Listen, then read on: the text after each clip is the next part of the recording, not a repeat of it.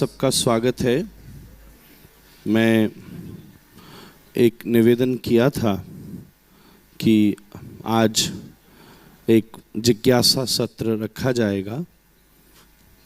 व्यासासन पर बैठकर तो कथा का होना चाहिए, इसलिए उसके बैठने से पूर्व वैसे तो मन हुआ कि अब कथा में प्रवेश हो, पर बहुत सारे लोग उत्साहित थे। हमारे यहाँ बार बार खबर जा रही थी, सो हमने कहा जब इतना उत्साह है ही तो इस अवसर को लाभ लेना चाहिए। और आपकी दो चार बातें हम, वो भी कथा का ही अंग है। परीक्षित बीच बीच में प्रश्न पूछता है और सुखदेव जी उसका उत्तर देते हैं, तभी तो भागवत जी की कथा होती है। पहली बात, सब लोग अपना आसन लेकर बैठ जाएं। जो भी खड़े हैं सब बैठ सकते हैं। हम लोग प्रयास करें, हमने पहले भी प्रश्नोत्तर के कुछ क्रम किए हैं, तो जो पहले पूछ दिए गए प्रश्न हैं उन्हें आप सब जो नित्य के श्रोता हैं वो दोबारा न पूछें। जिसमें सबसे कॉमन, सबसे बड़ी इस समय दुनिया में वो प्रश्न जो मैंने हर मंच पर झेला है, वो ऐसी दो चीज़ें हैं जो पता नहीं इस प्रकृति ने बनाई क्यों, प्याज और लहसुन। उसका प्रश्न लेके लेते हम थक गए, इसलिए हम उस पर 1, 2, 3 नहीं 100 बार बोल चुके हैं। इस बार मत पूछिएगा। उसके अलावा आपके मन में कोई भाव हो तो आप हाथ ऊपर करेंगे जब, तो कोई बालक आपको माइक लाकर दे देगा। मेरी विनती है, समय कम है और लेट होने से हम 2-3 से ज़्यादा, बस क्योंकि मैंने कह दिया था इसलिए मैं उसको पूरा कर रहा हूँ। कुछ लोग उसकी प्रतीक्षा भी कर रहे थे और उससे अच्छा होता है, एक संबंध हो जाता है। और हमें भी पता चलता है कि हम 6 दिन से जिनकी सेवा कर रहे थे वो कितने पानी में हैं। आप पाठशाला के बच्चे यहाँ बहुत से हैं, आपको हमने सुबह भी अवसर दिया था और पाठशाला में भी बहुत सारे प्रश्नोत्तरों के सत्र होते हैं। तो मैं पहले कहूँगा कि बच्चों के अलावा जो और सब लोग बैठे हैं उनकी कोई जिज्ञासा हो तो करें प्लीज़। मैं कोई तंत्र मंत्र वाला व्यक्ति नहीं हूँ, न षड्यंत्र वाला व्यक्ति हूँ। मैं तो केवल ठाकुर जी की गुरु आज्ञा से भागवत जी की सेवा करता हूँ। भागवत जी से बड़ी शक्ति किसी में नहीं है। तो अगर आप ये सोचें कि कोई मंत्र देने से आपकी बहू आपकी कंट्रोल में आ जाएगी, तो ऐसा कोई मंत्र इस ब्रह्मांड में बना ही नहीं है। और कोई बहू सोचे कि सास शांत हो जाए, तो राम जी को भी उसमें बड़ी कठिनाई हुई थी। आप कौन हैं? तो आपकी साधना पथ की कोई भगवत संबंधी जिज्ञासा हो तो आप हाथ उठाएंगे, कोई बच्चा माइक ले आएगा। प्रणाम गुरुजी। प्रणाम माँ। हाँ, हम बोल रहे हैं कि हम लोग परिक्रमा क्यों करते हैं वृंदावन में, इसका अर्थ मुझे समझ नहीं आती। अच्छा, तो माँ ने ये पूछा है कि हम परिक्रमा वृंदावन में क्यों करते हैं, उसका अर्थ हमें समझ नहीं आता। एक सीधी बात है कि जब भी हम किसी भी प्रकार की पूजा करते हैं, जैसे उसमें चंदन लगाना एक अंग है, आरती करना एक अंग है, जैसे भोग धरना एक अंग है, ऐसे ही उस क्रम में परिक्रमा करना भी एक अंग है। पहली बात, परिक्रमा भक्ति के क्रम का सर्वोत्तम स्वरूप है। जब भी हम कोई काम कर रहे हैं, प्रत्येक मंदिर, प्रत्येक स्थान पर परिक्रमा का विधान है। उसमें भी शिव जी की आधी लगती है। इस प्रकार हर एक देवता की परिक्रमा का भी नियम है। अगली बात हम आपसे ये भी कहेंगे कि इस पूरी पृथ्वी पर सब कुछ घूम रहा है। पृथ्वी सूर्य के चारों तरफ घूम रही है, पृथ्वी सूर्य की परिक्रमा लगा रही है। तो परिक्रमा शब्द का अर्थ होता है केंद्र, मतलब धुरी के चारों तरफ घूमा जाता है। तो हमारे जीवन की धुरी श्री वृंदावन की भक्ति हो जाए, इसलिए हम भगवान की परिक्रमा लगाते हैं। एक आचार्य जी, वो श्लोक परिक्रमा का कौन सा हमको फूट नहीं रहा, जब परिक्रमा यानी कानी च पा, हाँ, तो क्या श्लोक है? यानी कानी च पापानि जन्मांतर कृतानि च तानि सर्वाणि नश्यन्तु प्रदक्षिणायाम पदे पदे। क्या महात्मा है परिक्रमा का कि जन्म जन्मांतरों में भी हमने जो पाप किए हैं, वो सारे पाप परिक्रमा में रखे गए एक कदम पर ही नष्ट हो जाते हैं। क्योंकि हम जब भी कोई कर्म करते हैं, उसका केंद्र कभी स्वार्थ होता है, कभी काम होता है। तो जब स्वार्थ से कर्म होता है तो पाप हो ही जाता है, पर जब ठाकुर जी केंद्र में आ जाते हैं तो हमारे कर्म की शुद्धि होती है। ऐसी शास्त्र की आज्ञा है। राधे राधे।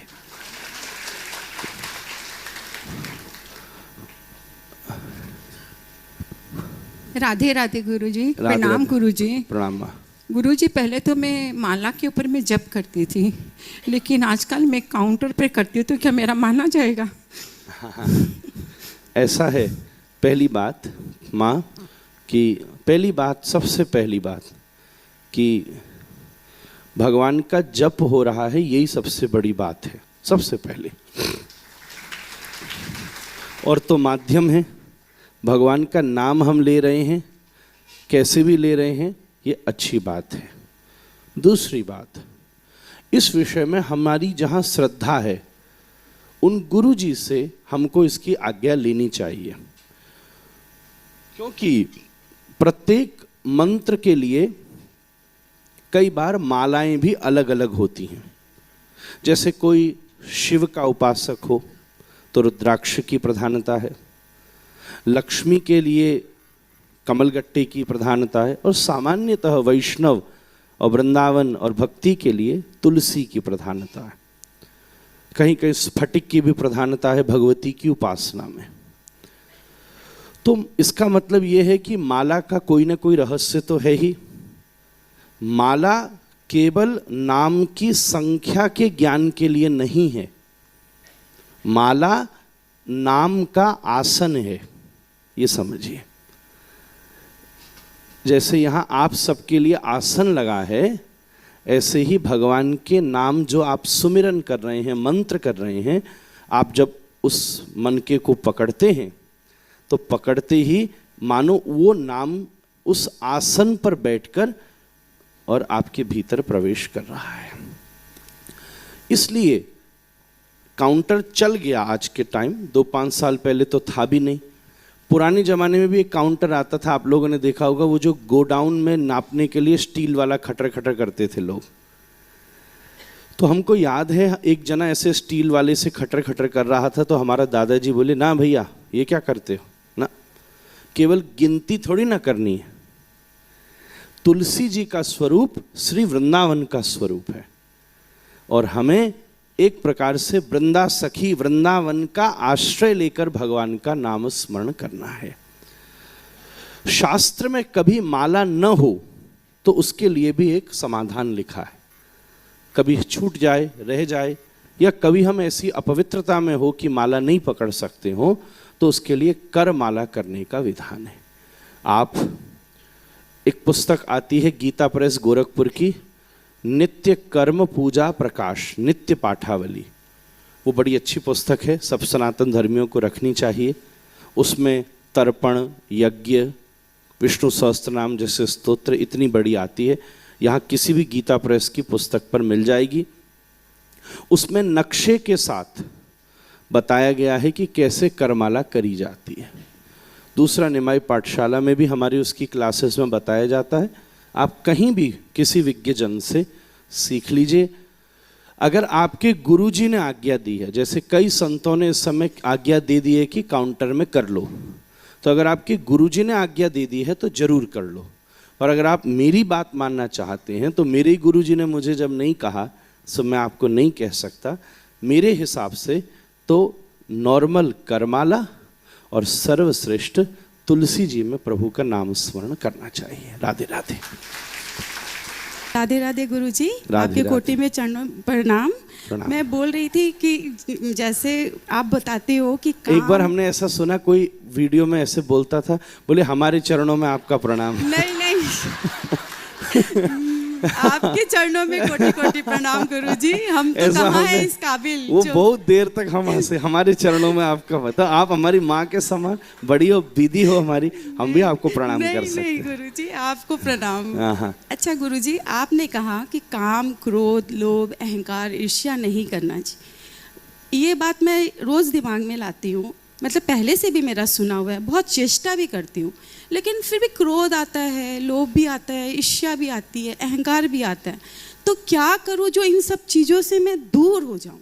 मुझे नहीं पसंद है फिर भी आता है, क्या करूँ मैं? देखो माँ, उसका आना नेचुरल बात है, हमारे अंदर भी आ सकता है, आता भी है, हम आपसे झूठ नहीं बोलेंगे। बड़ी बात यह है, किसी भी चीज की सबसे पहले ये जांच करनी चाहिए कि इंटेंसिटी कितनी है। कम है। हाँ, वेरी गुड। देखो इंटेंसिटी कितनी है। हम भी नहीं कह सकते कि हमको भी काम, क्रोध, लोभ, मोह, मद, मात्सर्य नहीं होगा। और मैं कान पकड़ के कहूँ, मुझे नहीं लगता इस कलयुग के प्रभाव से कोई ही चैतन्य चरण का आश्रित जीव होगा जिसके मन में ऐसा विकार न हो। कलयुग के प्रभाव में तो सब में ही है, क्योंकि ये काम, क्रोध, लोभ, मोह, मद, मात्सर्य क्या है? ये मन के स्वभाव हैं, ये एक्स्ट्रा चीज नहीं है। इनके होने का मतलब ही मन है। तो जब तक मन है तब तक तो ये हैं ही। अब ये बात अलग है कि छीन ले हंस के सबका ये मन, सखीरी मेरो राधा रमन। अब ठाकुर जी मन ले जाएं तो फिर तो काम, क्रोध, लोभ, मोह कहाँ आने वाला है? तो पहली बात तो ये जांच करने की है कि उसकी इंटेंसिटी कितनी है। आएगा तो सही, पर ऐसा तो नहीं है कि वो हमें और दूसरे को हानि पहुंचा दे, कि अहित हो जाए। नहीं गुरुजी। और दूसरी बात सबसे इंपॉर्टेंट ये है, करत करत अभ्यास के जड़मति होए सुजान। एक खाली कोई बात नहीं नारायण जी, एक करत करत अभ्यास के, अभ्यास करना चाहिए। आप जल से पात्र की शुद्धि होती है, भगवान का नाम स्मरण करते रहिए। एक बहुत गंदा गिलास हो, नल के नीचे रखो, पहले गंदा गंदा पानी निकलता है, फिर भूरा भूरा निकलता है, फिर पीला पीला निकलता है, फिर भी नल चालू रहा तो थोड़ी देर में जैसा पानी जा रहा है वैसा बाहर आने लगता, साफ हो जाता है। ऐसे ही ये मन बहुत मल से भरा है। आप भक्ति की धारा के नीचे इस मन को लगाओ, नाम और कथा में लगाओ, धीरे धीरे धीरे धीरे निर्मल मन जन सो मोहि पावा, मोहि कपट छल छिद्र। दूसरा क्या है पूछ लीजिए। राधे राधे। धन्यवाद पंडित गुरुजी। मैं बोल रही थी दूसरा कि जैसे कभी होता है इतनी भक्ति, मतलब अश्रु आते हैं, लगता है सिर्फ ठाकुर जी और कुछ नहीं है, फिर 2-3 दिन ऐसा रहता है, फिर चेंज हो जाता है मन, इधर उधर की बातों में, मतलब फिर लगता है कि अरे भक्ति कहाँ गई, अभी तो थी, अभी कहाँ गई। तो ये क्यों होता है? ठीक है, एक तो 2 प्रश्न हैं, किसी के तो एक साथ पूछ लेना, क्योंकि क्या पता एक ही उत्तर में दोनों बात छुपी हो। पहली बात कि सड़क भी सदा एक सी नहीं होती, कहीं ढलान होती है, कहीं चढ़ाई होती है। ऐसे जीवन भी कभी एक सा नहीं होता। ऐसे जब हम भगवान का स्मरण करते हैं, कभी ऐसा लगता है कि साइकिल ढलान पर है, तुम कोशिश भी नहीं कर रहे, अपने आप भजन हो रहा है। जैसे इस कथा में बैठ जाओ, आपको मेहनत करने की ज़रूरत है, अपने आप मन भगवान में जा रहा है। कभी कभी ऐसा होता है जितनी मेहनत कर रहे हो उतनी गाड़ी बढ़ रही है। कभी कभी ऐसा होता है कि पेडल मार रहे हो 500 और गाड़ी बढ़ रही है 50 फीट। तो ये पार्ट ऑफ द सिस्टम है, इससे प्रभावित नहीं होना चाहिए। बड़ी बात यह है कि साइकिल आगे बढ़ रही है, कभी स्लो जाएगी, कभी तेज जाएगी, थोड़ी देर रुक भी जाएगी, पर लक्ष्य निश्चित है तो काम बन जाएगा।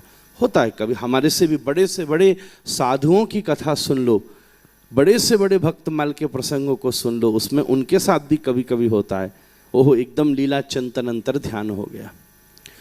सामान्यतः भक्ति में हमारे द्वारा जो अपराध होता है उससे हमारे मन में विकार पैदा होता है। उस अपराध की निवृत्ति के साधन एक तो सावधानी है, दूसरा बार बार ठाकुर जी से क्षमा मांगनी चाहिए, और तीसरा बड़े से बड़े अपराध से भी भगवान का नाम ही मुक्त कर सकता है। मंत्र महामणि विषय व्याल के, मेटत कठिन कुअंक भाल के। राधे राधे। हाँ। राधे श्याम गुरुदेव। हाँ। आपके चरणों में मेरा प्रणाम। मुझे ये पूछना था, how do I serve others effectively without draining my own energy? I couldn't hear you. How do I serve others effectively without draining my own energy? How can I serve whom? Others effectively without draining my own energy. अच्छा, हिंदी में बोल बेचारा, हमको भी नहीं समझ में आ रहा। हम दूसरे का सेवा कैसे कर सकते हैं विदाउट अपनी एनर्जी वेस्ट। हाँ, विदाउट ड्रेनिंग माई एनर्जी। अच्छा ठीक, very good. So let me tell you one thing बेटा, when you are serving someone and you required an appreciation in return, that's the time, and maybe you are not getting the appreciation, that's the time when you feel that I am drained. Very frankly speaking, a selfless service always means that I don't ever require anything in appreciation, anything in return. I'm serving. There are two reasons. One can be it is my duty, and the another one is it is my swabhav. It is my nature. If serving is your duty, then maybe you might lose your duty. If serving is your routine, you might skip a routine. But if it becomes your nature, even in your hardest time of your life, you will still be ready to serve. And there were people who have done this because they are doing selflessly. You will never feel drained if you are serving someone and you don't need anything in return.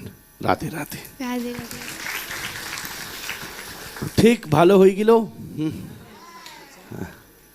হ্যাঁ, অনেক ভালো হইছি।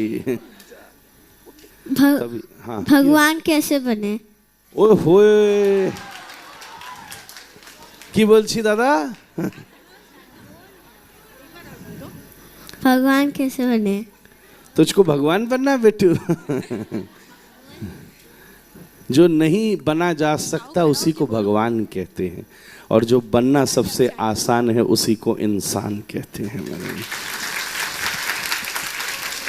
भगवान बनने से इंसान बनना ज़्यादा बड़ा है, क्योंकि जब कोई अच्छा इंसान बन जाता है तो आसमान से भगवान भी उसके लिए नीचे उतर करके आ जाता है। ठीक है। हरे कृष्णा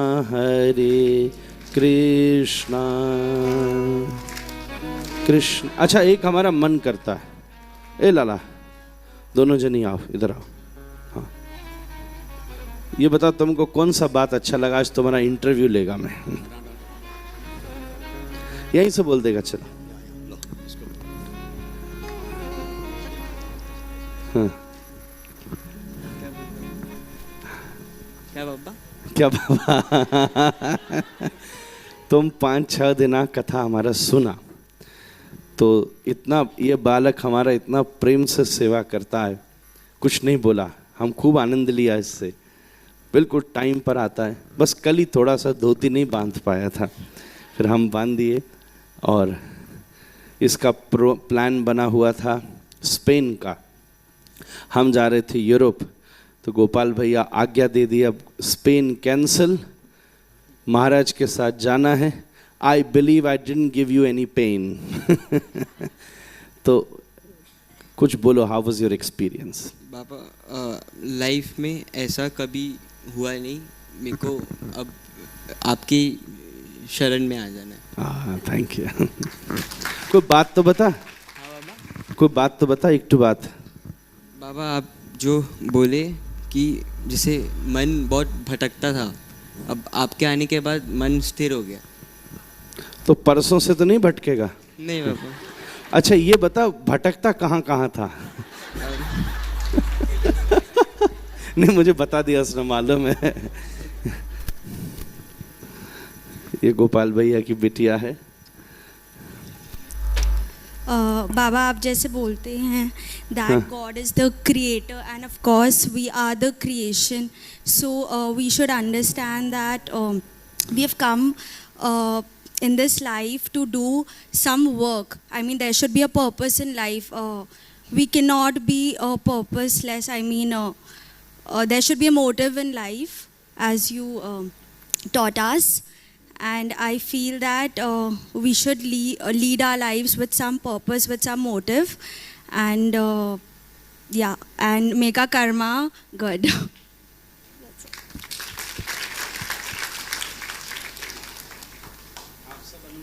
राधे राधे, जय